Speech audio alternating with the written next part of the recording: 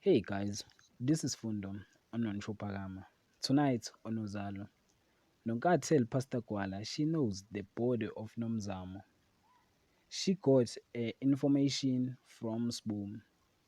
Pastor Kuala makes a startling discover when giving a tip off that could finally bring his brother down for good. Patrick continued to counsel a broken Jeza through his trauma.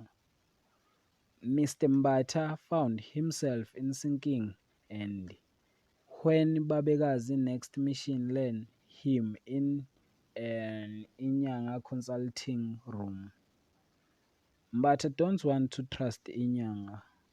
Kunzi wants to build a family and make his son to know each other, but his son has a serious dispute about Nomzamo body.